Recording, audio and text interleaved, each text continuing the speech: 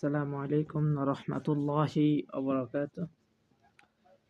আপনাদের সামনে একটা দোয়া নিয়ে আসলাম। আপনাদের শরীরে কোনো স্থান ব্যথা বা বেদনা হইলে এই দোয়া পড়বেন। দোয়াটা বলে দেব, ভালো করে শুনবেন। শুনে আমি যেভাবে বলি সেভাবে শিখে নেবেন। দোয়াটা হলো আউযু বিইজ্জাতিল্লাহি ওয়া কুদরাতিহি মিন শাররি মা আজিদু ওয়া উহাদির। আমি আরেকবার বলে দিতেছি, আউযু বিইজ্জাতিল্লাহি ওয়া কুদরাতিহি মিন শাররি মা আজিদু ওয়া উহাদির। দোয়াটা ভালো করে শিখে নেবেন।